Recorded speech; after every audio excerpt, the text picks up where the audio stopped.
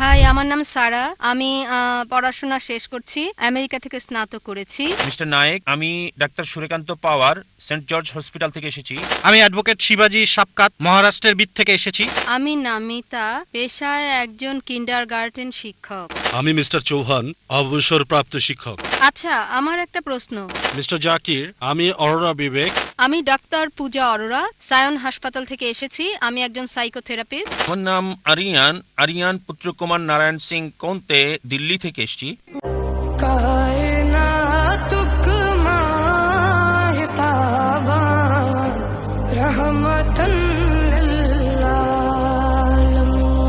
এখন ডাক্তার জাকিরকে দয়া করে প্রশ্ন করার ক্ষেত্রে আপনারা তিনটি বিষয় মনে রাখবেন। প্রশ্ন সংক্ষিপ্ত হতে হবে এবং একবারে একটি প্রশ্ন। প্রথম প্রশ্নটি মহিলাদের থেকে, দ্বিতীয়টা এখানে, তৃতীয়টা দূরে। হ্যাঁ বোন, হ্যাঁ বোন। হাই, আমার নাম সারা। আমি পড়াশোনা শেষ করছি। আমেরিকা থেকে স্নাতক করেছি আর এখানে বাস করছি। আর আপনি বললেন যে যিশু কখনোই নিজেকে ঈশ্বর দাবি করেননি। বাইবেল মতে রেভুলেশন অধ্যায় 1-এ বলেছেন, পুরো অধ্যায়টা পড়ছি না কারণ অনেক সময়ের দরকার, কিন্তু যিশু বলেছেন, আর তিনি বলেছেন, ভয় করো না, আমি প্রথম আর শেষ, আমি জীবন্ত একজন, আমি মৃত ছিলাম আর দেখো এখন জীবিত সর্বসময়ের জন্য, আমি জীবন মৃত্যু চাবি নিয়ে এসেছি। তিনি আরও বললেন, আমি আলফা এবং ওমেগা, যে আছে, যে ছিল, যার আছে সর্বশক্তি। এগুলো ঈশ্বরের নাম, ওল্ড এবং নিউ টেস্টামেন্টে আছে। আর আমি দেখেছি বলা হচ্ছে যিশু ঈশ্বরের ঔরসজাত পুত্র নয়, আধ্যাত্মিকভাবে ঈশ্বরের পুত্র। বোন প্রশ্ন করলেন, উদ্ধৃতি দিলেন রেভেলেশন অধ্যায় 1, অনুচ্ছেদটা বলেননি। প্রথম 20টি অনুচ্ছেদ নিয়ে আপনি বলছেন। আর আলফা এবং ওমেগা অনুচ্ছেদ 11, রেভেলেশন অধ্যায় 1 অনুচ্ছেদ 11, যেখানে যীশুখ্রিস্ট ভাই সাল্লাল্লাহু আলাইহি সাল্লাম বলেছেন, আমি আলফা এবং ওমেগা। তাই আপনি বললেন যীশুখ্রিস্ট ভাই সাল্লাল্লাহু আলাইহি সাল্লাম বলেছেন, আমি আলফা এবং ওমেগা, আমি প্রথম এবং আমি শেষ। আপনার মতে তিনি ঈশ্বর দাবি করেছেন। দেখেন, আমি বলেছি একটাও স্পষ্ট করে বলা বক্তব্য নেই, স্পষ্ট করে বলা একটা কথাও নেই পুরো বাইবেলে যেখানে যিশু ভাই সাল্লাল্লাহু আলাইহি সাল্লাম নিজে বলেছেন যে আমি ঈশ্বর, আমার উপাসনা করো। বলেননি। এখন আপনি বলছেন কারণ যিশু বলেছেন আমি আলফা এবং ওমেগা, এজন্য তিনি সর্বশক্তিমান ঈশ্বর। আলফা এবং ওমেগা দিয়ে কি বোঝাতে চান? আমি প্রথম এবং আমি শেষ কোন ক্ষেত্রে? আপনি কি বলতে চান যিশু খ্রিস্ট পৃথিবীতে প্রথম? না, তার জন্মের আগে তার মা পৃথিবীতে ছিলেন। অনেক নবী তার আগে এসেছেন, সুতরাং অবশ্যই তিনি প্রথম না, আবার শেষও না। বাইবেলের মধ্যে বলা হয়েছে নবী মুহাম্মদ সাল্লাল্লাহু আলাইহি সাল্লাম আসবেন। এটা আছে গসপেল অফ জন অধ্যায় 16 অনুচ্ছেদ 12 থেকে 14। আমার অনেক কিছু বলার আছে, কিন্তু তোমরা এখন তা সহ্য করতে পারবে না। যখন সত্যের আত্মা আসবে, সে তোমাদের নিয়ে যাবে সত্যের দিকে। নিজে কিছু বলবে না, সে যা শুনবে তোমাদের বলবে। সে আমাকে সম্মানিত করবে, তোমাদের আসার পথ দেখাবে। নবী মুহাম্মদ সাল্লাল্লাহু আলাইহি সাল্লাম সম্পর্কে বলা হয়েছে। তাহলে কি বোঝানো হয়েছে আলফা এবং ওমেগা দিয়ে? এটা প্রথম এবং শেষ বোঝায়নি আক্ষরিকভাবে, কারণ অনেক মানুষই তার আগে এসেছিল এবং অনেক মানুষই তারপরে এসেছিল। ঈশ্বরের বিধান মতে এটা দিয়ে কি বোঝানো হয়েছে? নবীগণ যাই বলেন ঈশ্বরের বিধান মতে সে প্রথম এবং শেষ। মুসা আলাইহিস সালামের সময়ে তিনি ছিলেন আলফা এবং ওমেগা। ঈশ্বরের বিধান এটাই ছিল নিয়ম, তিনি যা শিক্ষা দিতেন মানতে হতো। যীশুখ্রিস্টের সময়ে যীশুখ্রিস্ট সাল্লামের শিক্ষা ছিল আলফা এবং ওমেগা, সেটা মানা বাধ্যতামূলক ছিল। নবী মুহাম্মদ সাল্লাল্লাহু আলাইহি সাল্লামের সময় শিক্ষা ছিল আলফা এবং ওমেগা, এটা প্রথম এবং শেষ। এর মানে এই নয় তিনি ঈশ্বর দাবি করেছেন। এজন্য আমি বলেছি একটা স্পষ্ট কথাও নেই। যদি লিটারালি বলেন তিনি প্রথম এবং শেষ, আর যদি বাইবেল পড়েন বাইবেল এটা মানে না। অনেক মানুষের যীশুখ্রিস্ট ইসলামের আগে এসেছিল, তার জন্ম হয়েছিল মায়ের পেটে, আর অনেক মানুষই তার পরে এসেছিল। এজন্য বোন আমি বলেছি স্পষ্ট করে বলা একটা কথা। আশা করি উত্তরটা পেয়েছেন। হ্যাঁ ভাই। মিস্টার নায়েক, আমি ডাক্তার সুরেকান্ত পাওয়ার, সেন্ট জর্জ হসপিটাল থেকে এসেছি। ধন্যবাদ এমন সুন্দর এবং আলোকিত বক্তব্যের জন্য। কোরআন ঈশ্বরের বাণী এই বিষয়ের উপর আপনি বলেছেন যে কোরআন আল্লাহর বাণী। আমার প্রশ্ন হলো আপনার কাছে, ঈশ্বরকে কে সৃষ্টি করেছেন? ঈশ্বরের উৎসটা কি? ভাই খুব সুন্দর প্রশ্ন করলেন যে যদি কোরআন ঈশ্বরের বাণী হয় তাহলে ঈশ্বরের স্রষ্টা কে? খুব ভালো প্রশ্ন। যদি আপনাকে জিজ্ঞেস করি যে আপনার বন্ধু জন একটা সন্তান জন্ম দিয়েছে, আপনি কি বলতে পারবেন সন্তানটা ছেলে না মেয়ে? আপনার বন্ধু জন হাসপাতালে একটা সন্তান জন্ম দিয়েছে, সন্তানটা ছেলে নাকি মেয়ে বলতে পারবেন? অনুমান করে বলেন। না, ছেলে না মেয়ে? বলতে পারছি না, সরি, অনুমান করতে পারছি না। চেষ্টা করেন, 50% হলেও বলেন। হ্যাঁ, 50 ভাগ, অর্ধেক সম্ভাবনা। ঠিক আছে, বলেন। ছেলে। ছেলে। ভাই, পুরুষ কি সন্তান জন্ম দিতে পারে? না, এখন এটা ছেলে না মেয়ে? নামটা মেয়ে নাম হতে হবে। আমি আপনাকে বলছি আপনার বন্ধু জন। আমি জানি না কোনো মহিলার নাম জন হয় কিনা। না, আমরা বলবো না। আচ্ছা আচ্ছা, ধরেন আপনার বন্ধু, ছেলে বন্ধু, সে হাসপাতালে গিয়ে একটা সন্তান জন্ম দিল। সন্তানটা ছেলে না মেয়ে? মেয়ে। পুরুষ কি সন্তান জন্ম দিতে পারে? না। এখন বুঝতে পেরেছেন, পুরুষ সন্তান জন্ম দিতে পারে না, তাহলে ছেলে না মেয়ে এই প্রশ্নটা আসে কি করে? তাই বলা হয়েছে ঈশ্বরকে কেউ সৃষ্টি করেনি। আপনার প্রশ্ন, কে ঈশ্বরকে সৃষ্টি করেছে? আমার প্রশ্নের মতো যে পুরুষটার সন্তান জন্ম দিয়েছে হাসপাতালে, সেটা ছেলে নাকি মেয়ে, প্রশ্নটাই অযৌক্তিক। কারণ আমরা জানি যে পুরুষ সন্তান প্রসব করে না, তাহলে ছেলে না মেয়ে এই প্রশ্ন আসে কি করে? তাই বলা হয়েছে ঈশ্বরকে কেউ সৃষ্টি করেনি। প্রত্যেক সৃষ্টির একজন স্রষ্টা থাকে, ঈশ্বরের কোনো স্রষ্টা নেই। তাই নাস্তিকের সাথে তর্কের সময় কখনোই বলি না যে সবকিছুরই স্রষ্টা আছে। আমি বলি প্রত্যেক সৃষ্টির স্রষ্টা আছে, ঈশ্বর কোনো সৃষ্টি নয়। বলা হয়েছে যখনই আমি বলবো ঈশ্বরের স্রষ্টাকে, আর সেই ঈশ্বর নয়। ولم يقل له كفوا أحد. তার সংজ্ঞা হচ্ছে আল্লাহর কোনো স্রষ্টা নেই। আশা করি উত্তরটা পেয়েছেন। আমি মিস্টার চৌহান, অবসরপ্রাপ্ত শিক্ষক। প্রশ্ন করার আগে সবাইকে সালাম জানাতে চাই। ওয়ালাইকুম আসসালাম ওয়া রাহমাতুল্লাহি ওয়া আমার বারাকাতুহু। প্রশ্নটা হলো, কুরআন ঈশ্বরের বাণী, যা আপনি বিস্তারিত বলেছেন অনেক ক্ষেত্রেই। তবে আমার সন্দেহ হয় যে কুরআন শুধু ঈশ্বরের বাণী না, এটা সংমিশ্রণ ঈশ্বর এবং নবীর বাণী। কিভাবে? কারণ অনেক আয়াতেই আপনি বলেছেন, আপনি উল্লেখ করেছেন যে আমি লিখি নাই, এটা নবী বলেছেন। আমি লিখি নাই, এটা আমার কথা না। যেখানেই তিনি বলেছেন এটা আমার কথা না, এই কথাগুলোর ব্যাপারে কি বলবেন? এগুলো কি তার কথা নয়? দয়া করে বলুন। ভাই খুব সুন্দর প্রশ্ন করলেন, আর যুক্তির ব্যাপারে বললেন যা আমি বলেছি খ্রিস্টান এবং বাইবেল সম্পর্কে। ভাই বললেন সন্দেহাতীতভাবে প্রমাণ করেছে যে ঈশ্বরের বাণী, তবে ঈশ্বরের বাণীর পাশাপাশি নবীজির কথাও আছে, কারণ কোরআনে বলা হয়েছে যে আমি এটা লিখি নাই। ভাই, কোরআনের কোথাও বলছে না যে আমি এটা লিখি নাই। খুঁজে দেখেন আয়াতটা, আমি মেনে নেব যে কোরআন ঈশ্বরের বাণী নয়। কোরআন কি বলছে? তারা বলে নবী এটা রচনা করেছে। আর আমি উদ্ধৃতি দিয়েছি, হয়তো ভুল শুনেছেন। আমি যা বলেছি সূরা সাজদা অধ্যায় 32 আয়াত 1 থেকে 3, তারা বলে নবী এটা রচনা করেছে। তাদেরকে বলো না, এটা সর্বশক্তিমান ঈশ্বরের কাছ থেকে, এটা সর্বশক্তিমান আল্লাহর কথা। যদি নবী লিখতেন আপনার কথা আমি মানতাম। এটা বাইবেলে উল্লেখ করা আছে। বাইবেলে বলা হয়েছে যে মুসা আলাইহিস সালাম বলেছেন যে আমি মরে গিয়েছিলাম, ইত্যাদি ইত্যাদি। এটা মুসাও লিখেন না, ঈশ্বরও লিখেন নাই। যদি মুসা লিখতেন, কিভাবে বলেন আমি মরে গিয়েছিলাম? আর বাইবেলে এটাই উল্লেখ আছে, যীশু খ্রিস্ট ভাই সাল্লাল্লাহু আলাইহি সাল্লাম বলেছেন। তাই আমরা যা বলতে পারি কোরআনের ব্যাপারে, কখনোই আপনি নবীর সরাসরি বক্তব্য পাবেন না কোরআনে। যদি থাকে তা আল্লাহ তাআলা উদ্ধৃত করেছেন ইনভার্টেড কমার মধ্যে। আল্লাহ তাআলা বলতে পারেন যে নবী উত্তর দিল, তবে কোরআন কখনোই বলেনি আমি লিখি নাই। সত্যি বলতে কোরআন বলছে এটা আল্লাহ তাআলার পক্ষ হতে। অনেক আয়াতই বলেছি, যদি আবার শুনতে চান আমি আবারও বলতে পারি। সূরা আনাম অধ্যায় 6 আয়াত 19, সূরা আনাম অধ্যায় 6 আয়াত 93, সূরা ইউসুফ অধ্যায় 12 আয়াত 1 আর 2, সূরা তাহা অধ্যায় 20 আয়াত 113, সূরা সাজদা অধ্যায় 32 আয়াত 1 থেকে 3, সূরা ইয়াসিন অধ্যায় 36 আয়াত 1 থেকে 3, সূরা জুমার অধ্যায় 39 আয়াত 1, সূরা গাফির অধ্যায় 40 আয়াত 2, সূরা জাসিয়া অধ্যায় 45 আয়াত 2। অনেক জায়গায় কোরআন বলছে এটা ওহী, সর্বশক্তিমান আল্লাহর কাছ থেকে সরাসরি বক্তব্য। আশা করি উত্তরটা পেয়েছেন। প্রথমে আমি এই অনুষ্ঠান করার জন্য ধন্যবাদ জানাই। আমি অ্যাডভোকেট শিবাজি সাপকাত, মহারাষ্ট্রের বিদ থেকে এসেছি। এই অনুষ্ঠান সবার জন্য শান্তি। আমার প্রশ্ন করার সুযোগ হয়েছে, তবে আমার প্রশ্নটি কোরআনের সাথে সংশ্লিষ্ট না। হ্যাঁ হ্যাঁ স্যার, লক্ষ লক্ষ মারাঠি বক্তা আছে, আমিও মারাঠি।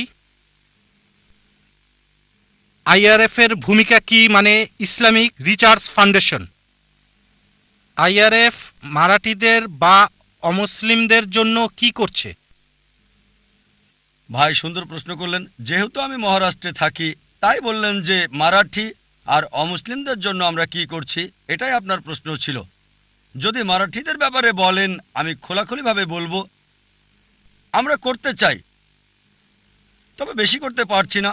আমার কিছু বই মারাঠি ভাষায় অনুবাদ করা হয়েছে, অন্যরা করেছে, কারণ আমি মারাঠি ভাষা জানি না, বলতে পারি না। তবে আমাদের কিছু করা উচিত, আর আমরা চেষ্টা করছি আমাদের সন্তানদের বিভিন্ন ভাষা শেখাতে। আমি মারাঠি বুঝি, বলতে পারি না, কিছু পারি, ভালো না। যদি বলতে পারতাম তাহলে হয়তো মারাঠি ভাষাতেও আমি লেকচার দিতে পারতাম। তবে আমাদের কিছু বক্তা আছেন আইআরএফে যারা মারাঠি ভাষায় লেকচার দেন, যেমন ভাই আব্দুল গফুর কুরেশি।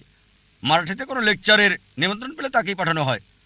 তাই আমরা যা করছি, লোকজনকে ট্রেনিং দিচ্ছি যাতে তারা বিভিন্ন ভাষায় শান্তির বাণী প্রচার করতে পারে। যে কোনো অনুষ্ঠান ইংরেজিতে হয়, আর অনেকে 3-4টা ভাষা জানেন, তাই ট্রেনিংটা হয় ইংরেজিতে, কখনো উর্দুতে, হিন্দিতে। তারপর চলে যায় দক্ষিণ আফ্রিকা থেকে আসে, যদি আফ্রিকা থেকে আসে তখন সে আফ্রিকার ভাষায় কথা বলে।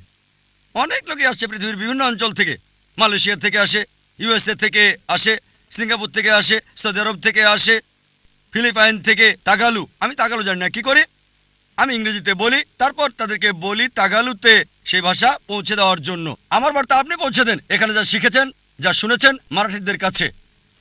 আপনি আমার হয়ে কাজ করেন ইনশাল্লাহ। প্রথম প্রশ্ন শেষ, এবার দ্বিতীয় প্রশ্নে আসি। অমুসলিমদের জন্য আমরা কি করছি? খুব বেশি কিছু করতে পারছি না, যতটুকু সামর্থ্য আছে করছি। অনেক কিছু করা যাবে, যেহেতু এই প্রতিষ্ঠানটা অনেক বড়, মাশাআল্লাহ আমাদের 2000-এর বেশি ভলেন্টিয়ার আছে। তারপর বলবো কিছু করছি না। প্রয়োজনের তুলনায় আমাদের সংগঠন খুব ছোট, খুবই ছোট। এই কনফারেন্সের আয়োজন করছি, অমুসলিমদের অগ্রাধিকার দিচ্ছি, কারণ আপনারা আমাদের ভিআইপি গেস্ট, বিশেষ অতিথি। আপনি অন্য মুসলিমদের চেয়ে আমার বেশি কাছে। কেন?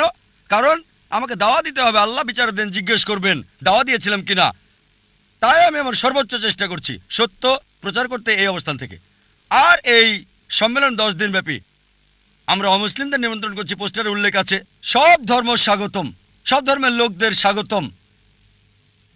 তবে প্রশ্নোত্তর পর্বে আমরা তাদের অগ্রাধিকার দেই, যাতে তাদের সন্দেহ দূর করা যায়।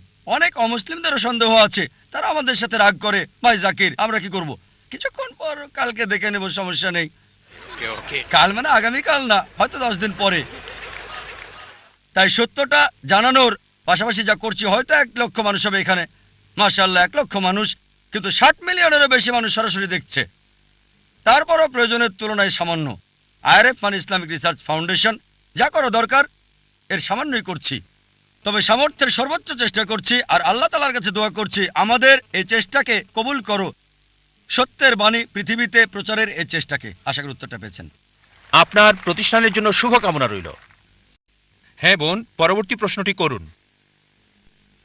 ভাই জাকির নায়েক, আসসালামু আলাইকুম। আমি নামিতা, পেশায় একজন কিন্ডারগার্টেন শিক্ষক। প্রথমে আপনাকে আমি অভিনন্দন জানাতে চাই আপনার এই মহান কাজের জন্য, শান্তি, ভালোবাসা আর ভ্রাতৃত্বের বাণী প্রচারের ক্ষেত্রে। আমি আপনাকে জিজ্ঞাসা করতে চাই, যদি কোরআন ঈশ্বরের বাণী হয়, যদি ইসলাম সত্য জীবন ব্যবস্থা হয়, তাহলে কেন লোকজন এত সময় নিচ্ছে এই জীবন ব্যবস্থাকে গ্রহণ করতে? বোন সুন্দর প্রশ্ন করলেন। কোরআন আল্লাহর বাণী, ইসলাম সত্য ধর্ম, লোকজন কেন এটা গ্রহণ করতে দেরি করছে? বোন, সরল পথে থাকা সবসময় সহজ না। আপনার অনুধাবন ভিন্ন, এক একজনের অনুধাবন এক এক রকম। যেমন ধরেন, কেউ হয়তো ইসলাম পালন করছে না, ও যদি ইসলাম গ্রহণ করি হতে পারে সে আসক্ত করে, তাই মদপান বর্জন করতে হবে, মেয়েদের সাথে ডেটিং আর বাইরে যাওয়া বন্ধ করতে হবে। এটা তাকে সত্য গ্রহণে বাধা দিচ্ছে। হয়তো সে চিন্তা করে, ঠিক আছে ইসলাম ধর্ম ভালো, তবে আমি মদ পান বন্ধ করব না, মেয়েদের সাথে মেলামেশা বন্ধ করব না, শুকর খাওয়া বন্ধ করব না, তাই যখন দেখবেন কিছু বাধা সমস্যা হতে পারে কেউ হয়তো খুবই নেশাগ্রস্ত, হয়তো কেউ শুকর খায়, কিন্তু সে ভাববে ঠিক আছে আমি ইসলাম গ্রহণ করব, তার মানে আমি 40 বছর বোকা ছিলাম, তাই না করাই ভালো। কেউ হয়তো ভাববে ইসলাম গ্রহণ করলে বন্ধুরা কি বলবে, আমার মা কি বলবে, বাবা কি বলবে। তাই বোন, এগুলোই হচ্ছে বাধা। এই বাধা অতিক্রম করতে পারলে সত্য গ্রহণ করতে পারবেন। তাই আপনাকে যা বুঝতে হবে, সত্য খুবই স্পষ্ট, এটা যুক্তি মানে সম্পূর্ণভাবে স্পষ্ট। এছাড়াও কিছু বিষয় রয়ে গেছে আড়ালে। একজনকে দৃঢ়চেতা হতে হবে যে ঠিক আছে, যদি এটা সত্য হয় আমি গ্রহণ করতে প্রস্তুত, এমনকি অমুসলিম বন্ধুদের ত্যাগ করতে হলেও। বিশ্বাস করুন বোন, এটা শুধু একটি অনুধাবন। আমি অনেক অমুসলিমকে চিনি যারা ইসলাম গ্রহণ করেছে, তারপরও পুরাতন বন্ধুরা আছে। আর লোকজন আমাকে বলে, ও জাকির, অমুসলিমদের ব্যাপারে বলবেন না, বন্ধু হারাবেন। আমার অনেক অমুসলিম বন্ধু আছে, মাশাআল্লাহ, তারা আমাকে সম্মান করে। আপনি আমাকে উৎসাহ দিচ্ছেন, মাশাআল্লাহ, আপনি অমুসলিম। আমার দায়িত্ব সত্যকে তুলে ধরা। আরেকটা বিষয়, কোরআন পরিষ্কার বলছে, সূরা বাকারা অধ্যায় 2 আয়াত 256, লা ইকরাহা ফিদ-দীন। ধর্মের ব্যাপারে জোরাজুরি নেই, সত্য মিথ্যা থেকে স্পষ্ট। বোন, আমাদের কাছে সত্যকে তুলে ধরা। কেউ গ্রহণ করুক বা না করুক সেটা তার উপর নির্ভর করছে। যদি আল্লাহ চান সবাই গ্রহণ করুক, সেটা তার জন্য সহজ। এটা আছে পবিত্র কোরআনে, সূরা ইউনুস অধ্যায় 10 আয়াত 99। যদি আমি চাইতাম সবাইকে বিশ্বাসী করতে পারতাম, খুব সহজ, কুন ফায়াকুন, খুব সহজ। তাহলে পরীক্ষাটা কোথায়? আল্লাহ বলছেন কোরআনে, সূরা মুলক অধ্যায় 67 আয়াত 2, আল্লাযী খালাকাল মাউতা ওয়াল হায়াতা। আল্লাহ সৃষ্টি করেছেন জীবন এবং মৃত্যু পরীক্ষা করতে তোমাদের মধ্যে কে উত্তম আমলকারী। তাই বোন, এই জীবনটা আখিরাতের জন্য পরীক্ষা। যখন কেউ সত্যকে বোঝে, সবকিছুই বোঝে কিন্তু মানে না, হয়তো 80 ভাগ মানে, 50 ভাগ মানে, খুব কম মানুষই 100 ভাগ মানে, কি সব মুসলিমও 100 ভাগ মানে না। কিছু মুসলিমের বদভ্যাস থাকতে পারে, তারপরও সে মুসলিম। তাই বোন, আপনাকে বুঝতে হবে প্রধান বিষয় ঈশ্বরের একত্ববাদ, আর সর্বশেষ ও চূড়ান্ত নবীর উপর বিশ্বাস, আখিরাতে বিশ্বাস করা। এই 2-3টা বিষয় বেশি গুরুত্বপূর্ণ। আপনি আমাকে যা জিজ্ঞেস করেছেন, আপনাকেও সেটাই জিজ্ঞেস করছি, একই প্রশ্ন করছি। আপনি ইসলাম ধর্ম গ্রহণ করতে দেরি করছেন কেন? ডাক্তার জাকির নায়েক, আমি আপনাকে কিছু বলতে চাই। এখানে আপনার মাধ্যমে আমি ইসলাম ধর্ম গ্রহণ করলাম আর কালমা পড়ছি, লা ইলাহা ইল্লাল্লাহু মুহাম্মাদুর রাসূলুল্লাহ। মাশাআল্লাহ বোন, আল্লাহ আপনাকে দয়া করুক, আল্লাহ আপনাকে জান্নাতে দেবেন ইনশাআল্লাহ। আপনাকে অভিনন্দন জানাই বোন, আল্লাহ আপনাকে রহমত করুক আর জান্নাতে দিক, আমিন। আচ্ছা, আমার একটা প্রশ্ন। সূরা আলে ইমরান আয়াত 50, এতে বলা হয়েছে যিশু শিক্ষাকে মানতে, তাহলে কেন মানুষ মানছে না? বোন নামটা বলবেন প্লিজ। Chastity. বোন প্রশ্ন করলেন যে কোরআন বলছে সূরা আল ইমরান অধ্যায় 3 আয়াত 50 যে আমাদেরকে যীশু খ্রিস্ট বা ইসলামের শিক্ষা অনুসরণ করতে হবে। অনেক আয়াতই আছে যেগুলো বলছে আমাদেরকে ঈসা আলাইহিস সালামের উপর বিশ্বাস করতে হবে।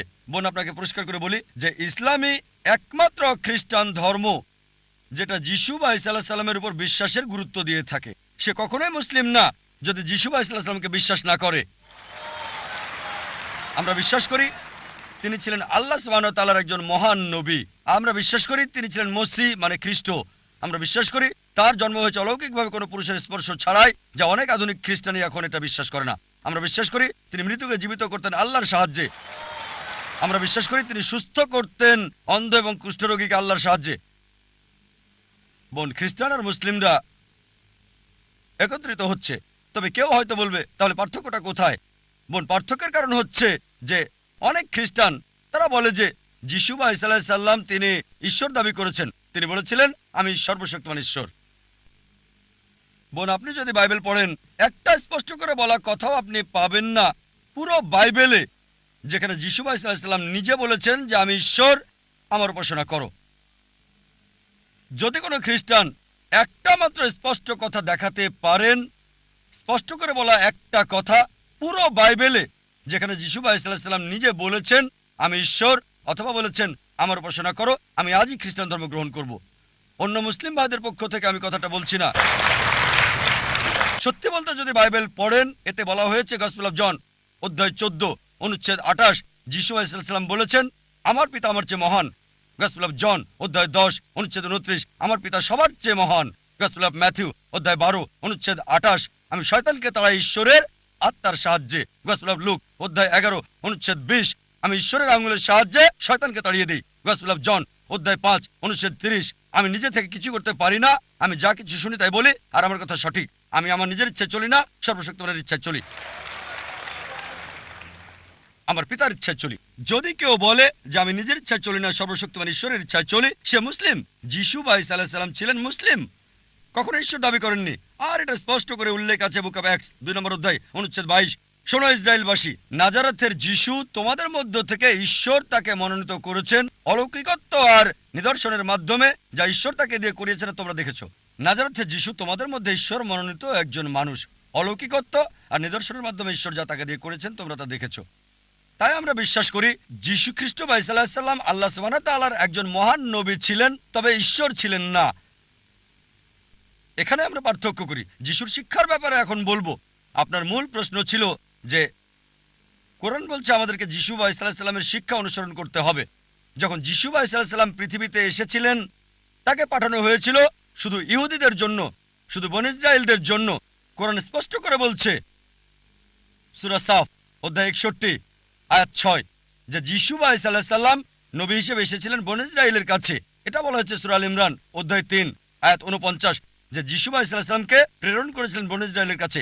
এটা বলা হচ্ছে গসপেল অফ ম্যাথিউ অধ্যায় 10 অনুচ্ছেদ 5 ও 6। যিশু বা ঈসা আলাইহিস সালাম বলেছেন জেন্টাইলদের পথে যাবে না। জেন্টাইল কারা? যারা ইহুদি নয়, হিন্দু, মুসলিম। জেন্টাইলদের পথে যাবে না, সামারিটানদের শহরে প্রবেশ করবে না, বরং ইসরায়েলের হারানো মেষদের কাছে যাবে। একই কথা বলা হয়েছে গসপেল অফ ম্যাথিউ অধ্যায় 15 অনুচ্ছেদ 24। তিনি অনুসারীদের বলছেন আমাকে প্রেরণ করা হয়েছে শুধুমাত্র ইসরায়েলের ঘরের হারানো মেষদের কাছে। সুতরাং যীশু খ্রিস্টকে পাঠানো হয়েছিল বনী ইসরায়েলদের জন্য, আর তার কথা মানা জরুরি ছিল নির্দিষ্ট একটা সময়ের জন্য। এই কথা বাইবেল বলছে এবং কোরআনও বলছে। তারপর বোন, যদি আপনি বাইবেল পড়েন, যিশু ঈসা আলাইহিস সালাম যা বলেছেন যদি ভালো করে দেখেন, এটা হচ্ছে গসপেল অফ লুক যে যিশু ঈসা আলাইহিস সালামের খাতনা করা হয়েছিল 8ম দিনে। আমরা মুসলিমরা মাশাআল্লাহ খাতনা করে থাকি, অধিকাংশ খ্রিস্টানি খাতনা করে না। তাই যদি বলেন যিশু ঈসা আলাইহিস সালামের শিক্ষা অনুসরণ করলে খ্রিস্টান হওয়া যাবে, তাহলে আমি বলবো আমি বড় খ্রিস্টান ওই খ্রিস্টানদের চেয়ে। এটা বলা হচ্ছে বাইবেলে বুক অফ এফিসিয়ান্স অধ্যায় 5 অনুচ্ছেদ 18 যে মাতাল হবে না। এটা বলা আছে বুক অফ প্রবাদ অধ্যায় 20 অনুচ্ছেদ 1 যে মদ একটা ধোঁকা। আমরা মুসলিমরা মদ পান করি না। কোরআন বলছে সূরা মাইদা অধ্যায় 5 আয়াত 90 মদ হারাম, আমরা স্পর্শ করি না, কখনো আমরা মদ খাই না। মুসলিমরা একটা বড় সম্প্রদায় যারা এটা করে না। সুতরাং বাইবেল অনুযায়ী মদ পান করতে পারবেন না। আরো বলা হয়েছে বাইবেলে যে শুকর খেতে পারবেন না, অনেক জায়গায় আছে। এটা আছে বুক অফ লেভিটিকাস অধ্যায় 11 অনুচ্ছেদ 7 ও 8। আরো আছে বুক অফ ডিউটেরোনমি অধ্যায় 14 অনুচ্ছেদ 8, বুক অফ আইজা অধ্যায় 65 অনুচ্ছেদ 2 থেকে 5। কমপক্ষে 5 বার যে শুকর খাওয়া যাবে না। আমরা মুসলিমরা আমরা শুকর খাই না, কিন্তু অধিকাংশ খ্রিস্টানই শুকর খায়। তাই যদি খ্রিস্টান মানে যারা যীশু খ্রিস্ট বা ঈসা আলাইহিস সালামের শিক্ষাকে মেনে চলে, তাহলে আমরা মুসলিমরা খ্রিস্টানদের চেয়ে বড় খ্রিস্টান। আমি এভাবে বলে যেতে পারবো, যখন যিশু ঈসা আলাইহিস সালামকে বলা হলো প্রথম কমান্ডমেন্ট কোনটি, তিনি বললেন গসপেল অফ মার্ক অধ্যায় 12 অনুচ্ছেদ 29 বলেছেন شما إسرائيل أدنى الحين وأدنى خد এটা হিব্রু ধৃতি, যার মানে শোনো হে ইসরায়েলবাসী, প্রভু আমাদের প্রভু একজন। আমরা মুসলিমরা মাশাআল্লাহ আমরা বিশ্বাস করি এক আল্লাহকে। অধিকাংশ খ্রিস্টান বিশ্বাস করে ট্রিনিটিতে, পিতা পুত্র এবং পবিত্র আত্মা। তাই যদি বলেন খ্রিস্টান মানে যে যিশু ঈসা আলাইহিস সালামের শিক্ষাকে অনুসরণ করে, আমরা মুসলিমরা খ্রিস্টানদের চেয়ে বড় খ্রিস্টান। আপনি আমার ভিডিও ক্যাসেট দেখতে পারেন, ইসলাম এবং খ্রিস্টান ধর্মের সাদৃশ্য, সেখানে বিস্তারিত আপনি পাবেন। আমরা বাইবেলের চেয়ে বেশি অনুসরণ করছি যিশু ঈসা আলাইহিস সালামের শিক্ষা খ্রিস্টানদের চেয়ে বেশি। আশা করি উত্তরটা পেয়েছেন বোন। মিস্টার জাকির, আমি অরোরা বিবেক, হিন্দু হয়েও এখানে এসেছি, কোনো বিতর্কের জন্য এখানে আসিনি। তবে আমার একটা প্রশ্ন, আহম ব্রহ্মা, আহম বিষ্ণু, আহম মহেশ, এগুলো বলেছিল আমার ভালো বন্ধুদের একজন। ঘটনাক্রমে সে আমাদেরকে কোরআন এবং বাইবেল নিয়ে বলেছিল। তবে আমার প্রশ্ন হলো, আমার প্রশ্ন 4টা আপনার কাছে। 1 নাম্বার, বেশি গুরুত্বপূর্ণ প্রশ্ন প্রথমে। আচ্ছা, যদি আচ্ছা। সময় থাকে অবশ্যই আপনাকে আরেকটি প্রশ্ন না, করার কারণ সুযোগ দেব। দেখাবেন না। কারণ যদি সবাই দেখে আর আমি কোঅর্ডিনেটর হিসেবে এটা করি, আমার মনে হয় এটা অন্যদের প্রতি অবিচার আচ্ছা, হবে। ঠিক আছে, আমি বুঝতে পেরেছি। শুধু একটা প্রশ্ন, যেহেতু মিস্টার জাকির কথা বলেছিলেন জেনোসিস ভার্সন ইত্যাদি বিষয়ে, একটা প্রশ্নই করতে চাই।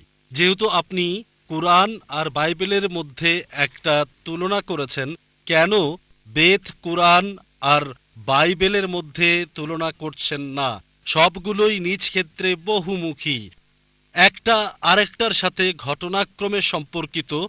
ঈশ্বর সর্বশক্তিমান হলেন এক, যেভাবেই তাকে ডাকা হোক, আল্লাহ, ভগবান বা যিশু নামে। এটা নিশ্চিত করছেন না কেন সব মানুষেরই বলা উচিত ঈশ্বর কেবল একজন? ভাই সুন্দর প্রশ্ন করলেন, খুবই গুরুত্বপূর্ণ প্রশ্ন, একটা বাস্তব প্রস্তাব। যখন আমি কোরআন আর বাইবেল নিয়ে তুলনা করছি, কেন কোরআন, বাইবেল, বেদ নিয়ে তুলনা করছি না? আর বললেন যে কেন সবগুলোকেই মানছি না। এটাই আমি সব মানুষকে বলি, কোরআন বলছে تعالوا إلى كلمة سواء بيننا وبينكم এসো সেই কথা যে আমাদের ও তোমাদের মধ্যে এক। ভাই, প্রত্যেক মানুষকে আমি যা বলি, যে কেউ হোক, হিন্দু, খ্রিস্টান, মুসলিম, ইহুদি, শিখ, পার্সি, সমস্যা নেই। আমি তাদের বলি একটা সহজ কথা যা সবাই মানবে। কমপক্ষে একটা গ্রন্থকে ঈশ্বরের বাণী বলে মানি, সবাই তাতে রাজি হবে। হিন্দু বলবে ঠিক আছে বেদ ঈশ্বরের বাণী, খ্রিস্টান বলবে বাইবেল ঈশ্বরের বাণী, মুসলিম বলবে কোরআন ঈশ্বরের বাণী, শিখ বলবে আদিগ্রন্থ ঈশ্বরের বাণী, পার্সি বলবে আবেস্তা ঈশ্বরের বাণী, সমস্যা নেই। সবগুলো গ্রন্থকে একত্রিত করেন, যে বিষয়গুলো কমন অন্তত সেগুলো মেনে চলি, যেগুলো মিল নেই সেগুলো পরে আলোচনা করা যাবে। ঠিক আছে? আমি শুধু তাদেরকে বলি যে বিষয়টা সবগুলো গ্রন্থে কমন চলুন সেটা মেনে চলি, কারণ দুঃখিত কমপক্ষে স্যার, দুঃখিত স্যার কথা বলার জন্য। ভাই আপনার আমাকে উপর উত্তরটা কথা শেষ বলার করতে জন্য দিন, দুঃখিত। পরে আমি প্লিজ শেষ প্লিজ করার পরে প্লিজ উত্তরটা মিস্টার শেষ জাকির। করার পরে আপনি বলতে পারবেন। হয়তো যেটা বলতে চান সেটা আমার উত্তরে আছে, ঠিক? হ্যাঁ, আস্তে আস্তে যাই। ঠিক স্যার। গাণিতিক কোনো সমস্যার যদি সমাধান করতে চান সরাসরি উত্তর দিলে হবে না, স্টেপ বাই স্টেপ আমাদের যেতে হবে, 1 2 3 4। জি স্যার। আমার অনুরোধ হলো সব গ্রন্থে যে বিষয়টা কমন চলুন সেটা মানি আমরা, যেটা কমন না সেটা পরে দেখা যাবে। ঠিক? এখন সব গ্রন্থে কমন হচ্ছে ঈশ্বর একজন। চলুন বিশ্বাস করি ঈশ্বর একজন। বেদ বলছে ঈশ্বর একজন, আমি বলিনি যে كم بيدتيم ঈশ্বর কেবল একজন, দ্বিতীয় কেউ নেই। বাইবেল বলছে যে গসপেল অফ মার্ক অধ্যায় 12 অনুচ্ছেদ 29, বুক অফ ডিউটেরোনমি অধ্যায় 6 অনুচ্ছেদ 4, شما إسرائيل وأدنى إلى خد শোনো ইসরায়েলবাসী, প্রভু আমাদের প্রভু একজন। ইহুদিরা, খ্রিস্টানরা এটা বলে, কোরআন বলছে কুল হুয়াল্লাহু আহাদ, বলো তিনি আল্লাহ এক, অদ্বিতীয়। তাহলে ট্রিনিটি আসে কোত্থেকে? এই ব্রহ্মা, বিষ্ণু, শিবা আসে কোত্থেকে? কোথায়? আমি সেটা বিশ্বাস করি না স্যার। ভাই আমাকে শেষ করতে দিন। কোরআনে ব্রহ্মার কথা বলা হয়নি, কোনো শিবার কথা বলা হয়নি, যিশুর কথা বলা হয়নি যে তিনি ঈশ্বর। কোরআনে বলা হয়েছে তিনি আল্লাহর একজন নবী ছিলেন। বাইবেলও বলে না যে তিনি ঈশ্বর ছিলেন। এটা হচ্ছে খ্রিস্টানদের একটা মিথ্যে দাবি। তাহলে কিভাবে বলেন যে আল্লাহ, যিশু যেটাই বলুক না কেন সমস্যা নেই? কোরআন বলছে সূরা ইসরা অধ্যায় 17 আয়াত 110, قل ادعوا الله عبد الرحمن أيما تدعوا فله الأسماء الحسنى বলো আল্লাহ বলো আর রহমানই বলো, যে নামেই ডাকো তার রয়েছে সুন্দর সুন্দর নাম। সে নাম হবে তার নিজের দেওয়া, সে নামে মনে কোনো ছবি ভাসবে না, সেটা হবে সত্য নাম। আপনি ঈশ্বরকে মিথ্যা নাম দিতে পারবেন না, ঈশ্বরকে ছোট করতে পারবেন না, তাকে অসম্মান করতে পারবেন না। কিছু লোক আছে আমাকে বলে এতে আর এমন কি সমস্যা? আপনি পানি বললেন, ওয়াটার বললেন, টানি বললেন, সমস্যা কোথায়? যদি বলেন পানি, এটা হিন্দি নাম, টানি হচ্ছে তামিল, ময়া বা মাই এটা আরবি, জল বাংলা, সমস্যা নেই। যে কোনো নামে বলতে পারেন। কিন্তু কোনো সকালে আমার এক বন্ধু এসে বলল প্রত্যেকদিন সকালে পানি খাই। ডাক্তার আমাকে বলল বেশি করে পানি খান, তবে পানি খাওয়ার পর আমার বমি হলো। আমি বললাম কেন? না, পানিটা হলদে বর্ণের ছিল। ডাক্তার পানি খেতে বলল, সে প্রতিদিন সকালে 1 গ্লাস করে পানি খায়, পানিটা হলদে। হলদে? হলুদ? তারপর বুঝলাম যে পানির কথা বলছে সেটা আসলে পানি না, ইউরিন।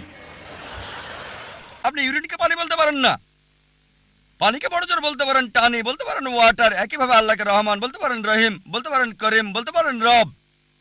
কিন্তু ঈশ্বরকে মানুষ বলতে পারেন না, ঈশ্বরকে ইনসান বলতে পারেন না, যেমন ইউরিনকে পানি বলতে পারেন না। আর ধর্মতত্ত্বের গোষ্ঠী পাথর সূরা ইখলাস অধ্যায় 112 আয়াত 1 থেকে 4 সে কথা বলা হয়েছে। তাই আমি বলতে চাচ্ছি যেগুলো পার্থক্য সেগুলো দূরে রাখেন।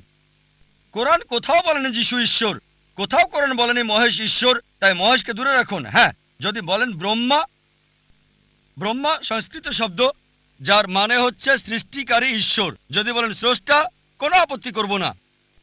যদি বলেন ঈশ্বর হলেন স্রষ্টা, তাহলে কোনো আপত্তি করব না, কারণ কোরআন বলছে আল্লাহ হলেন খালিক, স্রষ্টা। কিন্তু যদি বলেন এই স্রষ্টার আছে 4টা মাথা, 4টা হাত আছে, তাহলে একটা ছবি তৈরি করছেন, আপনি বেদের বিরুদ্ধে যাচ্ছেন। न तस्य प्रतिमा अस्ति ঈশ্বরের কোনো প্রতিমূর্তি নেই, আমি সেটা বিশ্বাস করি স্যার। সুতরাং তাকে স্রষ্টা বলে ডাকেন। কিন্তু যদি বলেন স্রষ্টা হলেন মানুষ, তাহলে সে ঈশ্বর না।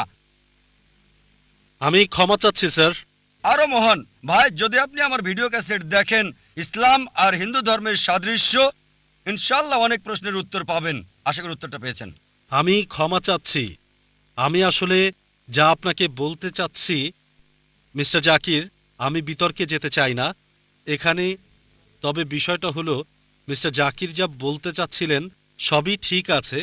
আর এখানে লোকজন যা চাচ্ছিল, আমি আসলে যা জানতে চাই, ঠিক তিনি যা বক্তব্যে আমাদেরকে বলেছেন, আমরা তার কাছে ঠিক রিনাইসা শুনতে চাই। রিনাইসা পৃথিবীর স্রষ্টা, আর এটা যেভাবেই বলা হোক, আল্লাহ, ভগবান বা যিশু, পার্থক্য করা উচিত নয়। এটাকে সমন্বয় করতে হবে ভিন্নতা থেকে। ধন্যবাদ ভাই, যদি আমার লেকচার শুনে থাকেন, আল্লাহ বলে ডাকেন, কোনো সমস্যা নেই, অথবা ডাকেন ভগবান। এখন দেখার বিষয় হচ্ছে ভগবান মানেটা কি। রজনীশের মতে ভগবান মানে অন্য কিছু, জানেন কিনা জানি না। রজনীশের মতে, রজনীশ যে সংজ্ঞা দিয়েছে তাতে আমি বিশ্বাস করি না যে ভগবান ঈশ্বর। তাই আমাদেরকে ঈশ্বরের ধারণায় বিশ্বাস করতে হবে। স্রষ্টা, সৃষ্টিকারী, মেকার, যদি ঈশ্বরের সেই ধারণাটা থাকে, আপনি তাকে সঠিক নামে ডাকবেন, ভুল শব্দ ব্যবহার হবে না। যে শব্দগুলো সব গ্রন্থে কমন, আমাদের কোনো আপত্তি থাকবে না। তবে যিশুর আপনি যা বললেন সেটা কোরআন এবং বাইবেলে কমন না। কোরআন বলছে যিশু হলেন আল্লাহর নবী, আর বাইবেলও বলছে তিনি ঈশ্বরের নবী। কিন্তু খ্রিস্টানরা এটা ভুল বোঝে যে যিশু ঈশ্বর দাবি করেছিলেন। তাই খ্রিস্টানরা যদি বাইবেল বুঝতে ভুল করে, তাদের সাথে আমি একমত হব কেন? আমি সত্যটা তুলে ধরবো। আমরা ঝগড়া করার জন্য এখানে আসিনি, কমন বিষয়গুলোতে একমত হতে এসেছি। تعالوا إلى كلمة سواء بيننا وبينكم এসে সেই কথায় যা তোমাদের আমাদের মধ্যে এক। আমি ডাক্তার পূজা অরোরা, সায়ন হাসপাতাল থেকে এসেছি। আমি একজন সাইকোথেরাপিস্ট। স্যার, আমি আপনার সাথে একমত। একটা ছোট প্রশ্ন শুধু। যখন নবী মুহাম্মদ সাল্লাল্লাহু আলাইহি সাল্লাম নবুয়ত পেয়েছিলেন, আর তিনি, যেমন আপনি বললেন যে তিনি ছিলেন সাধারণ লোক, নবুয়ত পাবার আগে সেই সময়ে কোরআন, যেটা ঈশ্বরের বাণী, এটা কি শুধু মুসলিমদের আলোকিত করেছিল? কারণ ঈশ্বর পক্ষপাতিত্ব নিশ্চয়ই করবেন না। তাহলে পৃথিবীর অবশিষ্ট মানুষ তখন কি করছিল? যখন নবী মুহাম্মদ সাল্লাল্লাহু আলাইহি সাল্লাম অল্প কিছু মানুষকে আলোকিত করেছিলেন, আর এটা এমন দীর্ঘ সময় নিয়েছে সমাজের অন্যান্য অংশগুলোকে আলোকিত করার জন্য এই ঈশ্বরের বাণী দ্বারা, আর কত বছর নেবে অমুসলিমদের জন্য? মুসলিমদের মতো হিন্দুরাও হবে। আমি সম্পূর্ণভাবে আপনার সাথে একমত। এর একটা ধারণা হতে হবে যে হিন্দুরা মূর্তিতে বিশ্বাস করে, ছবিতে, অথবা রাম, ভগবান, যাই হোক না কেন, এটা একটা বিশ্বাস। আর তাদেরকে এটার মাধ্যমে বোঝাতে হবে যে ঈশ্বর এক। হিন্দু ধর্ম বিশ্বাস করে এক সর্বশক্তিতে, যেটা একটা শক্তি, একটা স্বর্গীয় শক্তি। তবে দুঃখজনকভাবে এটা বিভিন্ন আকার দেওয়া হয়েছে। সুতরাং যদি এই কল্যাণের জন্য কোরআন যদি একজন হিন্দুকে সাহায্য করে এক ঈশ্বর সম্পর্কে জানতে, এটা খুবই ভালো। বোন খুব সুন্দর প্রশ্ন করলেন, গুরুত্বপূর্ণ প্রশ্ন। যদি কোরআন এমন এক বই হয়, যদি এটা ঈশ্বরের বাণী হয়, তাহলে কেন এটা শুধুমাত্র একটা ছোট্ট দলের জন্য এসেছিল, যেখানে ছিল শুধু আরবরা আর মুসলিম? সারা পৃথিবীর জন্য কেন আসেনি? কত সময় লাগবে? বোন, কোরআন কখনোই শুধু মুসলিম বা আরবদের জন্য নাজিল হয়নি। কোরআন সমগ্র মানব জাতির জন্য।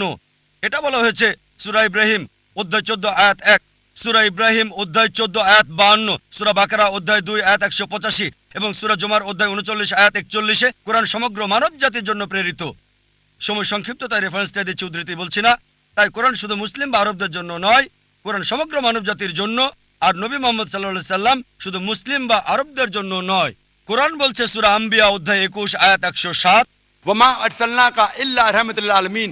আমি তো তোমাকে প্রেরণ করেছি রহমত স্বরূপ সমগ্র মানব জাতির জন্য, সারা পৃথিবীর জন্য, সমগ্র সৃষ্টির রহমত স্বরূপ। একই কথা বলা হয়েছে সূরা সাবা অধ্যায় 34 আয়াত 28, যে নবী মোহাম্মদ সাল্লাল্লাহু সাল্লামকে পাঠানো হয়েছে সারা পৃথিবীর নবী হিসেবে, সুসংবাদদাতা আর পাপ থেকে সতর্ককারী হিসেবে। তবে অধিকাংশ মানুষই তা জানে না। কোরআনের এই আয়াত বলছে অধিকাংশ মানুষই তা জানে না। এই কারণেই বোন আমরা এমন সম্মেলন করে থাকি। এটা সব মুসলিমের দায়িত্ব, সর্বশক্তিমান আল্লাহর বাণী সবার কাছে তুলে ধরা। তাহলে আরেকটা প্রশ্ন স্যার করব? সময় লাগবে, তবে ভালো হয় আর দেরি না করলে। আর যারা মুসলিম হিসেবে দাবি করে অনেকেই ভালো মুসলিম না, হয়তো শুধু নামেই আব্দুল্লাহ, জাকির, মোহাম্মদ, সুলতান। ভালো মুসলিম তারা নাও হতে পারে। একইভাবে আপনি ঠিকই বলেছেন, হিন্দু ধর্মে গ্রন্থ মানছে না। তারপরও যে ধর্মের সবচেয়ে বেশি মানা হয় শুধু মুখে নয় কাজে কর্মে, সেটা হচ্ছে ইসলাম 1 নম্বরে। খ্রিস্টানরা সংখ্যা অনেক বেশি, প্রায় 200 কোটি, মুসলিমরা 130 কোটি। তবে পৃথিবীতে ধর্ম মানার ক্ষেত্রে 1 নম্বর হলো ইসলাম, পার্সেন্টেজ হিসেবে সবচেয়ে বেশি।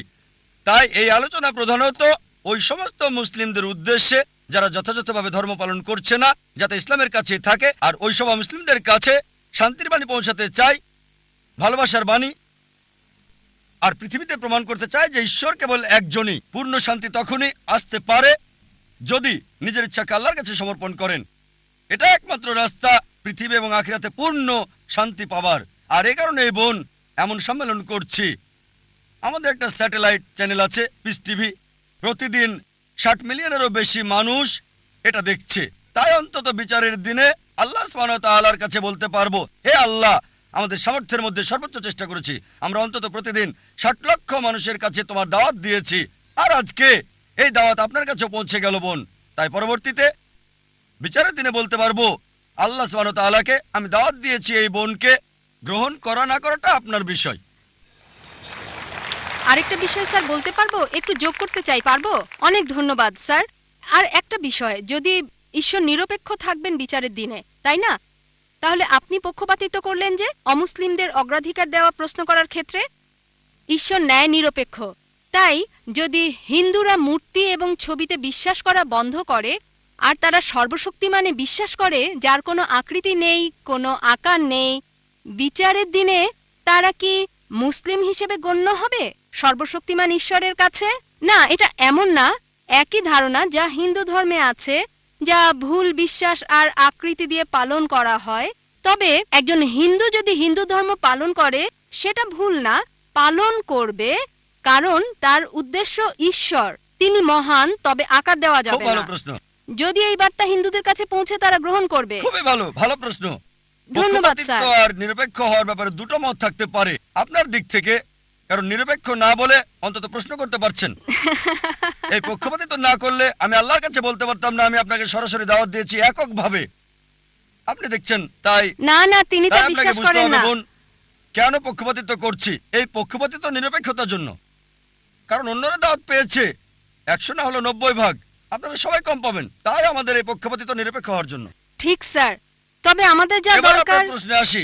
জি স্যার। এটা খুবই ভালো প্রশ্ন, যে যদি হিন্দুরা বিশ্বাস করে এক ঈশ্বরে, মূর্তিতে বিশ্বাস না করে, প্রতিমূর্তিতে বিশ্বাস না করে, ভাস্কর্যে বিশ্বাস না করে, তাহলে শেষ বিচারের দিনে তারা কি মুসলিম হবে?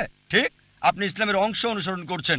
ঠিক, যদি আপনি হিন্দু গ্রন্থ পড়েন, হিন্দু গ্রন্থ বলছে আরেকজন নবী আসবেন, আর নবী মোহাম্মদ সাল্লাল্লাহু আলাইহি সাল্লামের আগমনের অনেক ভবিষ্যৎবাণী আছে অনেক জায়গায়। তার কথা আছে ভবিষ্য পুরাণায় পর্ব 3 খণ্ড 3 অধ্যায় 3 শ্লোক 5 থেকে 8। তার কথা বলা হয়েছে ভবিষ্য পুরাণায় পর্ব 3 খণ্ড 3 অধ্যায় 3 শ্লোক 10 থেকে 27। তার কথা বলা হয়েছে অথর্ববেদে অধ্যায় 21 অনুচ্ছেদ 6, অথর্ববেদ অধ্যায় 21 অনুচ্ছেদ 7। অনেক জায়গায় তার কথা বলা হয়েছে। তার কথা নাম সহ বলা হয়েছে 100-এরও বেশি বার মুহাম্মদ হিসেবে হিন্দু গ্রন্থে। ঠিক সময় স্যার। কম, তাই সবগুলো রেফারেন্স বলছি না। কল্কি পুরাণে কল্কি অবতারের কথা উল্লেখ আছে অধ্যায় 2 অনুচ্ছেদ 4, 5, 7, 9, 11 এবং 15-তে বলা হয়েছে আরেকজন অবতার আসবে, কল্কি অবতার, যার বাবার নাম হবে ঈশ্বরে ভৃত্য বিষ্ণু ইয়াস। আরবি করলে হয় আব্দুল্লাহ, যেটা মোহাম্মদ সাল্লাল্লাহু আলাইহি ওয়াসাল্লামের বাবার নাম। এই কল্কি অবতারের মায়ের নাম হবে সুমতি, যার অর্থ শান্তি, নীরবতা, যার আরবি হচ্ছে আমেনা, যেটা নবী মোহাম্মদ সাল্লাল্লাহু আলাইহি ওয়াসাল্লামের মায়ের নাম। তার জন্ম হবে মাধব মাসের 12 তারিখ, 12ই রবিউল আউয়াল। এই দিনে নবীজির জন্ম হয়েছিল। তার 4 জন সাথী থাকবে। আমরা জানি প্রথম 4 খলিফার কথা। তিনি জন্মগ্রহণ করবেন শান্তির জায়গায় মক্কায়। তার জন্ম হবে মক্কার প্রধান গোত্র কুরাইশ বংশ। আরো বলছে তিনি উত্তর দিকে যাবেন, একটা গুহা থেকে ফিরে আসবেন। আর নবীজি মুহাম্মদ সাল্লাল্লাহু আলাইহি ওয়াসাল্লাম মক্কা থেকে মদিনায় গিয়ে আবার এসেছিলেন। আরো অনেক আছে কল্কি অবতার সম্পর্কে। আপনি একটা অংশে বিশ্বাস করছেন লা ইলাহা, আপনাকে এটা বিশ্বাস করতে হবে মুহাম্মদুর রাসূলুল্লাহ। ধন্যবাদ স্যার, ধন্যবাদ। আর যদি এটা করেন, নাম যাই আছে থাক, সেটাই থাকুক, হোক প্রীতি, যে নামই থাকুক। আপনার নাম কি বোন? পূজা। পূজা, এই নামই থাকুক, বদলাতে হবে না। মুসলিম হলেই হলো, নাম পরিবর্তনের কোনো দরকার নেই আপনার। কিন্তু স্যার ধারণাটা এক ঈশ্বরের ধারণা, কোনো মূর্তি নেই, কোনো প্রতিমূর্তি নেই তার। শেষ এবং চূড়ান্ত নবী মুহাম্মদ। ইনশাআল্লাহ বিচারের দিনে আপনি জান্নাতে যাবেন এই পূজা নাম নিয়েই। তাই স্যার রাস্তা ভিন্ন ভিন্ন, মূল বিষয় হলো উদ্দেশ্য এক হতে হবে। আমি এটাই বিশ্বাস না করি। বোন, গন্তব্যের জন্য পথগুলো ভিন্ন। যদি সবগুলো পথের গন্তব্য একই জি হয়ে থাকে স্যার, তাহলে আলাদা কথা। লক্ষ্য তো একই হবে, এটাই আমি বলতে চাচ্ছিলাম। বোন, সব রাস্তা দিয়ে রোমে যাওয়া যাবে না, ঠিক? আপনি মনে করতে পারেন, কিন্তু ভুলভাবে মনে করলে আমি সঠিক করে দেব। আমি বিশ্বাস করি হতে না। পারে। না স্যার, না না। বোন, যদি বলেন আপনি হিন্দু, সংজ্ঞাগতভাবে যে ভারতে বাস করে সেই আসলে হিন্দু। না স্যার, এটা এমন না। বোন, হিন্দু হচ্ছে ভৌগোলিক সংজ্ঞা। আপনি জানেন না, আমি জানি। আমি একজন হিন্দু ভৌগোলিক ভাবে। আমি হিন্দু ভৌগোলিক ভাবে। হিন্দু শব্দটা প্রথম ব্যবহার করে আরবরা। অনেকে এখানে আছে, তারা আমাকে হিন্দি বলে। যখন সেখানে যাই, হিন্দি, হাই হিন্দি, তারা বলে আমি হিন্দু। হিন্দু শব্দটা প্রথম ব্যবহার করে আরবরা যখন ভারতে এসেছিল। পার্সিরা ব্যবহার করেছিল এটা ভারতের লোকদের বোঝাতে যখন ভারতে এসেছিল। তাই ভৌগোলিকভাবে আমি হিন্দু। যদি ধর্মীয়ভাবে বলেন, হিন্দু হচ্ছে মিসনোমার। স্বামী বিবেকানন্দ বলেন সঠিক কথাটি হচ্ছে বেদান্তি। আপনার বেদ মানা উচিত। তাই যদি সঠিক বিষয়টা অনুসরণ করেন, বেদের এক ঈশ্বরে বিশ্বাস করেন আর বিশ্বাস করেন নবী মোহাম্মদ সাল্লাল্লাহু আলাইহি ওয়াসাল্লামকে, তাহলেই আপনি একজন মুসলিম। কিন্তু স্যার ধর্ম শক্তিশালী হতে পারে না। হ্যাঁ? আসল শক্তি হলো আল্লাহ। ঠিক, আমি আপনার সঙ্গে সত্য এবং একমত। চূড়ান্ত শক্তি আল্লাহ। আর ঈশ্বরের ধর্ম হচ্ছে চূড়ান্ত। স্যার সেটা ঈশ্বরের একটামাত্র ধর্ম ধর্ম। ইসলাম না। ঈশ্বরের ধর্ম ইসলাম না, এটা না। ইসলাম, যদি আরবি শব্দ ইসলাম আপনাকে মর্মাহত করে, সেটাকে আপনি দূরে রাখেন। না না, এটা আমাকে আঘাত করছে না। আমি এটা আপনাকে কষ্ট বলছি বোন, দিচ্ছে না। যদি মর্মাহত না করে না তবে স্যার, এটা একটা ভালো শব্দ। কিভাবে এটা অন্যকে আঘাত করে? অন্তত একজন শিক্ষিত মেয়েকে না। মাশাআল্লাহ, আপনি একজন শিক্ষিত মেয়ে। হ্যাঁ, ধন্যবাদ, অনেক ধন্যবাদ আপনাকে। ধন্যবাদ স্যার। বোন, ইসলাম হচ্ছে নিজের ইচ্ছাকে আল্লাহর কাছে সমর্পণ করা। ইসলাম নিয়ে যদি সমস্যার দরকার নেই, তবে আপনার ইচ্ছাকে সমর্পণ করুন। আল্লাহ কোরআনে বলেছেন সূরা আল ইমরান অধ্যায় 3 আয়াত 19, इन दीन इंदल्लाह इस्लाम। একমাত্র ধর্ম, একমাত্র জীবন ব্যবস্থা আল্লাহর কাছে গ্রহণযোগ্য হচ্ছে নিজের ইচ্ছাকে আল্লাহর কাছে সমর্পণ করা। আমার নাম আরিয়ান পুত্র কুমার নারায়ণ সিং কৌন্তে, দিল্লি থেকে এসেছি। আমি ভালো ইংরেজি বলতে পারি না, এজন্য আমি দুঃখিত। স্যার, আমি জিজ্ঞেস করতে চাই যে ভগবানের বানানো নিয়মে কি পরিবর্তন হতে থাকে? আমি এজন্য জিজ্ঞেস করছি যে ইসলাম ধর্মে বলা হয় যে মানুষের কখনো পুনর্জন্ম হয় না, আর শ্রীমদ্ ভগবত গীতাতে শ্রীকৃষ্ণ অর্জুনকে বলেছিলেন, হে পৃথিবীর মানুষ, যার মানে সবাই কয়েকবার জন্ম নেয়। হয়তো তোমার জানা নেই যে আমার কয়েকবার জন্ম হয়ে গেছে। আমি প্রথমে গীতাতে যে জ্ঞান দিয়েছিলাম তা প্রথমে মানুষকে দিয়েছিলাম, যাকে আপনারা সবাই নূহ আলাইহিস সালাম হিসেবে চিনে থাকেন। আবার পরের বার বলছে যে আমি সূর্যদেবকে এই জ্ঞান দিয়েছিলাম, এখন আমি আপনাকে এটা দিচ্ছি। তাহলে স্যার, আপনি কি বলতে পারেন যে মানুষের কি পুনর্জন্ম হয় নাকি হয় না? সময়ের সাথে সাথে কি ভগবানের দেওয়া নিয়মের কোনো পরিবর্তন হয় কিনা আমি জানতে চাই। ভাই, দুটো প্রশ্ন করলেন। প্রথম প্রশ্ন হচ্ছে সর্বশক্তিমান ঈশ্বরের আইন এবং শিক্ষার মধ্যে কোনো পরিবর্তন করা যায় কিনা, পরিবর্তন হতে পারে কিনা। আর দ্বিতীয় প্রশ্ন, একজন মানুষ দ্বিতীয়বার জন্মাবে কিনা, পুনর্জন্ম হবে কিনা। আর একটা উদ্ধৃতি দিলেন গীতা থেকে, এটা নিয়ে পরে বলবো। এবার আসুন আপনার প্রথম প্রশ্নে, ঈশ্বরের বিধান পরিবর্তন হয় কিনা। যদি ঈশ্বরের বিধানটা সময় সংশ্লিষ্ট হয়ে থাকে, যদি সেটা নির্দিষ্ট একটা গোত্রের মানুষের জন্য হয়, নির্দিষ্ট সময়ের জন্য হয়, তবে এটা পরিবর্তন হয়। যেমন ধরেন, আমি আলোচনায় বলেছি তাওরাত, জাবুর, ইনজিল সবগুলো সর্বশক্তিমান ঈশ্বর প্রেরিত, তবে সেগুলো ছিল একটা নির্দিষ্ট গোত্রের লোকদের জন্য, একটা নির্দিষ্ট সময়ের জন্য। কিন্তু ঈশ্বরের সর্বশেষ এবং চূড়ান্ত নাজিল হওয়ার পর কোনো কিছু যুক্ত করা যাবে না, কোনো কিছুই বাদ দেওয়া যাবে না। কোরআন হচ্ছে সর্বশক্তিমান আল্লাহর সর্বশেষ এবং চূড়ান্ত বার্তা। আর কোনো ওহী নাজিল হবে না। নবী মুহাম্মদ সাল্লাল্লাহু আলাইহি সাল্লাম হলেন সর্বশেষ এবং চূড়ান্ত নবী। আর কোনো নবীও আসবেন না। আল্লাহ বলেন সূরা আহজাব অধ্যায় 33 আয়াত 40, ما كان محمد أبا أحد من رجالكم ولكن رسول الله وخاتم النبيين وكان الله بكل شيء عليما। যে মুহাম্মদ সাল্লাল্লাহু আলাইহি সাল্লাম কোনো পুরুষের পিতা নন, তবে তিনি আল্লাহর রাসূল এবং নবীদের সিলমোহর। আর আল্লাহ সর্বজ্ঞ সর্বজ্ঞানী। নবী মুহাম্মদের পর যদি কেউ বলে সে আল্লাহর নবী, তার কাছে ওহী আসে, তার মানসিক চিকিৎসা দরকার। নবী মুহাম্মদ সর্বশেষ এবং চূড়ান্ত নবী। কোরআনের পর আর কোনো ওহী আসবে না, এ কথা কোরআনে স্পষ্ট বলছে সূরা মাইদা অধ্যায় 5 আয়াত 3। আজ তোমাদের জন্য আমার দিনকে পূর্ণ করলাম এবং জীবন বিধান হিসেবে দিলাম ইসলাম, আর আমার অনুগ্রহ পূর্ণ করলাম। যখন ধর্ম পরিপূর্ণ করা হয়েছে তখন নতুন কোনো কিছু যুক্ত করা যাবে না, কিছু বাদও দেওয়া যাবে না। আপনার প্রশ্নে হ্যাঁ, পুরাতন ওহী পরিবর্তন হতে পারে, তবে মূল বার্তা প্রথম ওহী থেকে শেষ ওহী পর্যন্ত তাওহীদ সম্পর্কে, আল্লাহর একত্ববাদ সম্পর্কে এক। তাই সব গ্রন্থই যেগুলো কোরআনের আগে এসেছে সেগুলো আসল রূপে আর নেই। মানুষ সেগুলোকে পরিবর্তন করে দিয়েছে, কারণ সেগুলো সর্বকালের জন্য নয় এবং আল্লাহ সেগুলো সংরক্ষণ করার প্রয়োজন মনে করেননি। এবার যদি কোরআনের ব্যাপারে বলেন, আল্লাহ বলেছেন সূরা হিজর অধ্যায় 15 আয়াত 9, আমি কোরআন নাজিল করেছি, আমি এর সংরক্ষণকারী। এই কোরআনকে যদি সমগ্র মানবজাতি পরিবর্তন করার চেষ্টা করে তারা তা পারবে না। সমগ্র মানবজাতি আর জিন একত্রিত হলেও কোরআনকে পরিবর্তন করতে পারবে না। আর পূর্ববর্তী কিতাবের ব্যাপারে বললে হ্যাঁ, তাহলে তা করতে পারবে, তবে চূড়ান্ত বার্তার ক্ষেত্রে পারবে না। এটা হচ্ছে চূড়ান্ত। এবার আসুন আপনার দ্বিতীয় প্রশ্নে। স্যার, আমার দ্বিতীয় প্রশ্ন ছিল যে আমার মনে আছে দ্বিতীয় আল্লাহর প্রশ্ন। কাছে মনে আছে, আমার যে মনে আছে। তিনজন মানুষ থাকে তাদের সাথে আমাদের ব্রহ্মা, বিষ্ণু আর মহেশ, এই তিনজনের কাজ আলাদা আলাদা। তার মানে প্রথমে ব্রহ্মা যে প্রাণী যে কাজই করে সে অনুযায়ী তাকে জন্ম মানে আবারও পৃথিবীতে পাঠিয়ে দেয়। দ্বিতীয় কাজটি করে বিষ্ণু। বিষ্ণুজি সবাইকে লালন পালন করে আর তাদের দায়িত্বে থাকে। তৃতীয় যে মহাদেব আছেন, যাকে দেব আদি মহাদেব ডাকা হয়, মানে যাকে শিবশঙ্কর বলা হয়, আর তিনি সবার হিসাব মিলিয়ে দেন। তাহলে কি আপনাদের মানে আল্লাহর কাছে যে তিনজন থাকেন তারাও কি এই একই কাজ করেন? ভাই, আপনি ইসমাইল, ইসরাইল। নতুন প্রশ্ন করলেন, সেটার জি। উত্তর দেব। আগে পুরাতনটার উত্তর দিয়ে নেই। জি আপনি পুনর্জন্ম সম্পর্কে জিজ্ঞেস করেছেন, জি এখন সেটার উত্তর চান কি চান না? জি চাই। চান, তাহলে পুনর্জন্ম সম্পর্কে প্রথমে কিছু বলি, তারপর ব্রহ্মা, বিষ্ণু, শিবা নিয়ে বলবো ইনশাআল্লাহ। দুটোর উত্তর দেব। ভাই একটা নতুন প্রশ্ন করলেন, আমি বললাম আগে পুরনোটার উত্তর দেব, তারপর আমি নতুন প্রশ্নের উত্তর দেব। দ্বিতীয় প্রশ্নটা ছিল পুনর্জন্মে বিশ্বাস করি কি না দ্বিতীয় জীবনে। এবার পুনর্জন্মের ব্যাপারে বললে ভগবদ্গীতা থেকে উদ্ধৃতি দিলেন, তবে বেদ হিন্দু ধর্মের সবচেয়ে পবিত্র গ্রন্থ। বেদ হচ্ছে প্রথম, এগুলো হচ্ছে শ্রুতি, তারপরে আসে হচ্ছে স্মৃতি। মহাভারতের অংশ হলো ভগবদ্গীতা।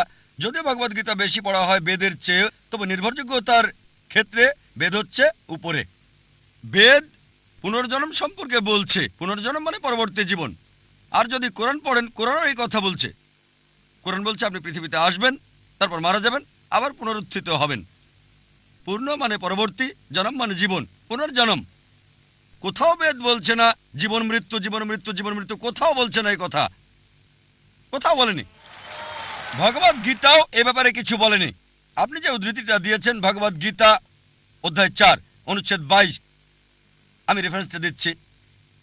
এটা ভগবদ্গীতায় উল্লেখ আছে। হিন্দুদের মতে এটা সর্বশক্ত ঈশ্বরের বাণী। তাতে বলা হয়েছে যেহেতু মানুষ কাপড় পরিবর্তন করে, পুরাতন কাপড় ফেলে দেয়, নতুন কাপড় পরিধান করে, একইভাবে আত্মা নতুন দেহের ভেতরে যায়। পুরাতন দেহকে ফেলেতে নতুন দেহে যায়, আমার কোনো সমস্যা নেই। পৃথিবীতে এই দেহ আছে, যখন মারা যাবেন আপনাকে উঠানো হবে নতুন দেহে, সমস্যা নেই। এটা কোরআনের সাথে মিলছে, বেদের সাথে মিলছে।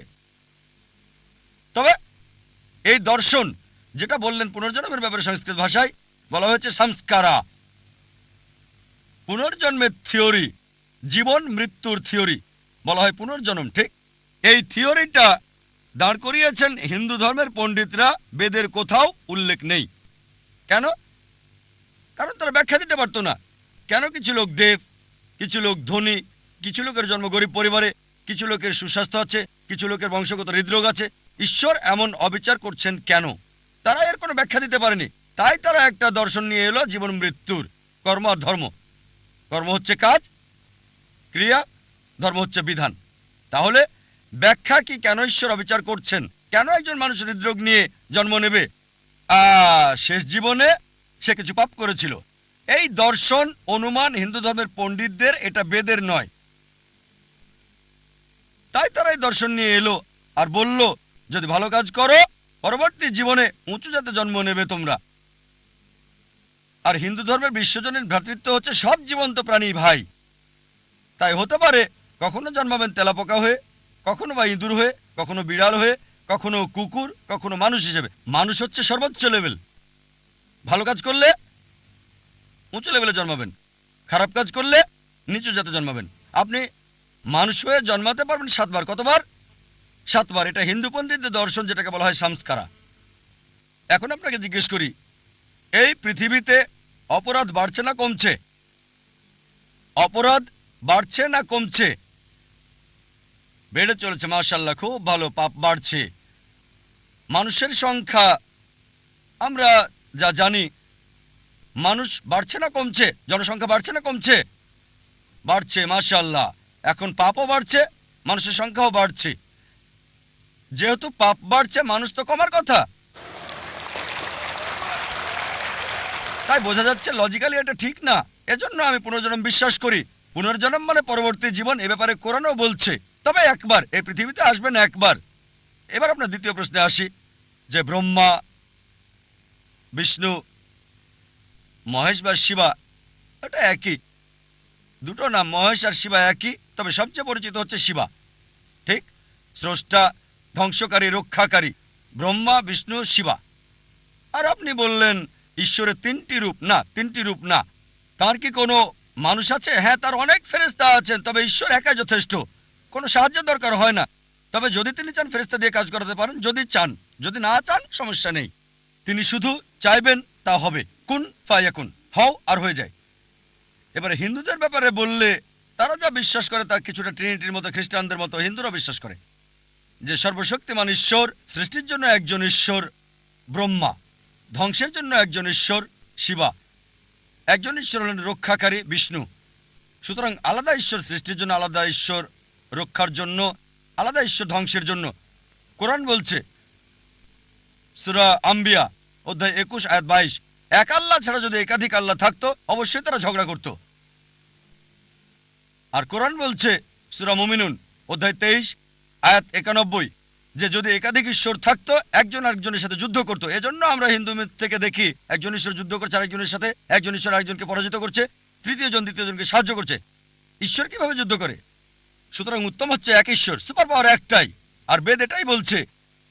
যদি কোনো সাধারণ হিন্দুকে জিজ্ঞেস করেন আপনি কতজন ঈশ্বর বিশ্বাস করেন, কেউ বলবে 3 জন, কেউ বলবে 100, কেউ বলবে 1000, কেউ বলবে 33 কোটি 330 মিলিয়ন। কিন্তু যদি শিক্ষিত হিন্দুকে জিজ্ঞেস করেন আপনি কতজন ঈশ্বরে বিশ্বাস করেন, সে বলবে একজন হিন্দুর উচিত এক ঈশ্বরে বিশ্বাস করা। কিন্তু সাধারণ হিন্দু বিশ্বাস করে একটা আদর্শে, সেটা প্যান্থেইজম। তার মানে সবকিছু ঈশ্বর। গাছ হলো ঈশ্বর, সূর্য ঈশ্বর, চাঁদ হলো ঈশ্বর, মানুষ হলো ঈশ্বর, আর সাপও ঈশ্বর। আমরা মুসলিমরা বিশ্বাস করি সবকিছু ঈশ্বরের। ঈশ্বর নামের সাথে এর শব্দ যোগ করি। সবকিছু ঈশ্বরের।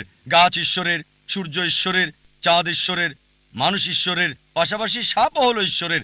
তাই প্রধান পার্থক্য হচ্ছে হিন্দু আর মুসলিমদের মধ্যে, হিন্দুরা বলে সবকিছু ঈশ্বর আর আমরা মুসলিমরা বলি সবকিছু ঈশ্বরের। ঈশ্বর নামের সাথে যুক্ত হচ্ছে এর শব্দটা। পার্থক্যটা হচ্ছে এই শব্দটা। যদি আমরা শুধু এই এর শব্দটার পার্থক্য দূর করতে পারি, হিন্দু আর মুসলিম এক হয়ে যাবে। সেটা কিভাবে হবে? আল্লাহ কোরআনে বলেছেন সূরা ইমরান অধ্যায় 3 আয়াত 64, تعالوا إلى كلمة سواء بيننا وبينكم এসো সেই কথায় যা তোমাদের ও আমাদের মধ্যে এক। প্রথম সাদৃশ্য কি? ألا نعبد إلا الله আল্লাহ ছাড়া কারো ইবাদত করি না, ولا نشرك به شيئا তার সাথে আমরা কাউকে শরীক করি না, ولا يتخذ بعضنا بعضا أربابا من دون الله আর নিজেদের মধ্য থেকে আল্লাহ ছাড়া কাউকে প্রভু হিসেবে মানি না। فإن تولوا যদি তারা মুখ ফিরিয়ে নেয়, فقولوا اشهدوا بأننا مسلمون। বলো সাক্ষী থাকো আমরা মুসলিম, আল্লাহর কাছে নিজের ইচ্ছাকে সমর্পণ করি। কোন ধর্মকে যাচাই করার ভালো উপায় হলো ধর্মের অনুসারীদের না দেখে সেই ধর্মের গ্রন্থগুলোকে দেখা। এখন যদি হিন্দু ধর্ম গ্রন্থ দেখি, যদি আমরা পড়ি উপনিষদ, বেদ, উপনিষদ, এগুলো সবচেয়ে পবিত্র। ছান্দোগ্য উপনিষদে বলা হয়েছে অধ্যায় 6 অনুচ্ছেদ 2 পরিচ্ছেদ 1, एकम एविदित्यम ঈশ্বর একজনই, দ্বিতীয় কেউ নেই। এটা সংস্কৃত উদ্ধৃতি। एकम एवद्वितीयम।